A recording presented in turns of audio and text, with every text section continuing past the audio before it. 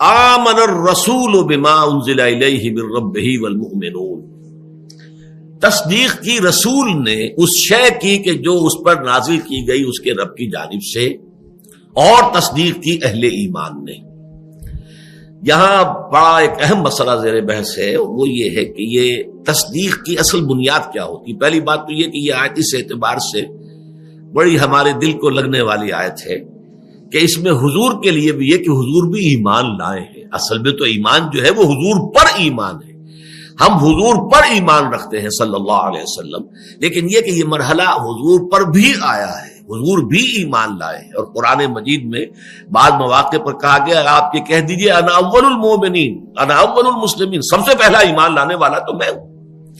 اور ایمان کے جو لفظی معنی ہے، جبکہ اس کے ساتھ تعدیہ جو ہے با کے ساتھ ہو یا لام کے ساتھ ہو، ورنہ اگر بغیر مجرد ان کے حروف جار کے بغیر اگر آئے گا، پریپوزیشنز نہیں ہوں گی، تو ایمان کے معنی امن دینا ہے، کسی کو امن دینا، امن عطا کر دینا۔ اسی معنی میں مومن جو ہے اللہ کے ناموں میں المومن، امن عطا فرمانے والی ذات، وہ ذات کے جو لوگوں کو امن عطا کرتی ہے۔ تو المومن کے معنی ہوں گے امن دینے والا۔ لیکن جب یہ با آ جاتا ہے یا لام میں سرسری طور پر، اور با جو ہے وہ ہے یقین اور وثوق اور گہرائی کے ساتھ، تو اس کے معنی ہوتے ہیں تصدیق، پورے یعنی سمجھئے کہ قلب کی گہرائی سے کسی شے کی تصدیق کرنا۔ تو یہ ایمان با، ایمان باللہ، ایمان بالرسول، ایمان بالآخرہ، ان چیزوں کی تصدیق کرنا پورے قلب کی گہرائی کے ساتھ، شعور کی گہرائیوں کے ساتھ۔ اب یہاں سوال آیا کہ آمن الرسول بما انزل الیہ من ربہ والمؤمنون، تو میں یہاں تھوڑی سی گفتگو آج کرنا چاہتا ہوں کہ اس تصدیق کی نوعیت کیا ہے۔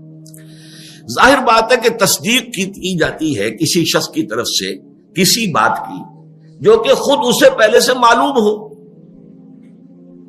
میں آپ کی تصدیق کرتا ہوں، کیا معنی ہے اس کا؟ مطلب یہ ہے کہ جو بات آپ کہہ رہے ہیں وہ میرے علم میں ہے پہلے سے، میں تصدیق کر رہا ہوں۔ کسی شے کی تکذیب ہوگی، جھٹلایا جائے گا یا تصدیق ہوگی، تو تصدیق کے لیے تو کچھ نہ کچھ پہلے سے اس مصدق تصدیق کرنے والے کے اندر کوئی شے موجود ہونی چاہیے جس کی بنا پر وہ تصدیق کرتا ہے۔ وہ کیا شے ہے جو انسان کے اندر ہوتی ہے جس کی بنا پر وہ تصدیق کرتا ہے؟ یہ ہے اصل مسئلہ، ماہیت ایمان کو سمجھنے کے لیے بات کہ در حقیقت ایمان جو ہے وہ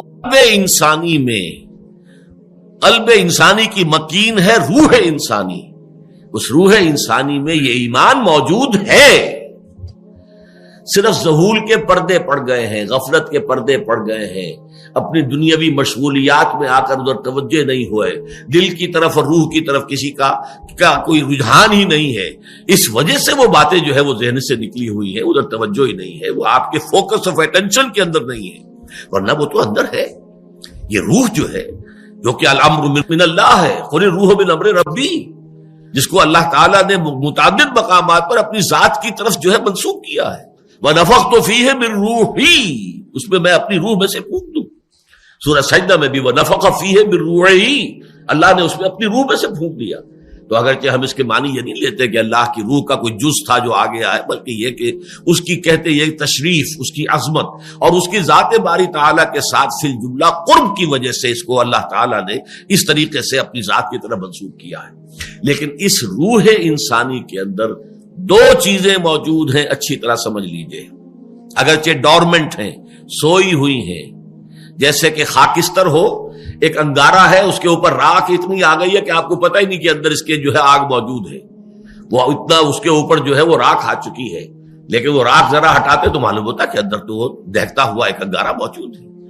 تو وہ چیز موجود ہے، دو چیزیں موجود ہیں اس روح انسانی میں، معرفت ربانی بھی موجود ہے اور محبت رب بھی موجود ہے، دونوں چیزیں، معرفت کی روشنی، محبت کی حرارت، یہ دونوں چیزیں روح انسانی کے اندر موجود ہیں۔ صرف یہ ہے کہ پردے پڑ گئے ہیں، ذہول کے پردے ہیں، غفلت کے پردے ہیں، عدم توجہی پردے ہیں، یا اس سے زیادہ آگے بڑھ کر خواہشات یا نفسانیت جو ہے اگر زیادہ ہو گئی ہے تو اس کے پردے اور گہرے ہو گئے ہیں، یا اس سے بھی آگے جا کر تعصبات طاری ہو گئے ہیں، تکبر آ گیا ہے، تو وہ پردے اور گہرے ہو گئے ہیں. لیکن یہ کہ یہ تو درجہ بدرجہ اس در حقیقت وہ جو حجابات ہیں ان حجابات کی لطافت یا ان کی کثافت کے مختلف درجات ہوں گے. لیکن حقیقت یہی ہے کہ انسان کے اوپر صرف یہ آپ یوں سمجھیے یہ ڈورمنٹ کانشسنس ہے، یہ شعور ہے سویا ہوا. اس سوئے ہوئے شعور کو آ کر قرآن مجید جگاتا ہے. اسی لیے اس کو کہا سورہ نور میں نور علی نور. ایک نور تو وہ ہے جو فطرت انسانی میں، قلب انسانی میں، روح انسانی میں پہلے سے موجود تھا، لیکن وہ دوسرا نور نور قرآن آیا. وَالنُّورِ الَّذِي أَنزَلْنَا فَآمِنُوا بِاللَّهِ وَرَسُولِهِ وَالنُّورِ الَّذِي أَنزَلْنَا. اس نور نے آ کر اس پہلے نور کو جگا دیا اور اس کو جو ہے ایکٹیویٹ کر دیا ہے. اس طریقے سے نور علی نور. چنانچہ یہی بات حضور کے بارے میں آپ کے علم میں ہے کہ سورہ شورى کے آخر میں فرمائی گئی ہے کہ ما کنت تدری ما الکتاب ولا الایمان. جہاں تک تفصیلی طور پر کتاب اور ایمان کیا ہے اے نبی آپ کے علم میں نہیں تھا. ولیکن جعلناہ نورا، ہم نے اس قرآن کو نور بنایا ہے. نہدی بہ من نشاء من عبادنا، ہم اس کے ذریعے سے اپنے بندوں میں سے جس کو چاہتے ہدایت دیتے.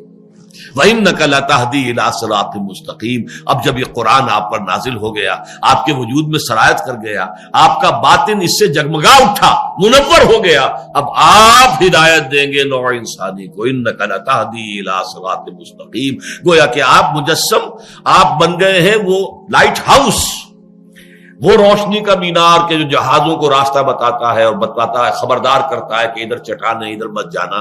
تو آپ کی حیثیت اب اس مینار نور کی ہے کہ جو نوع انسانی کے لیے ہدایت کا ذریعہ بنے گا.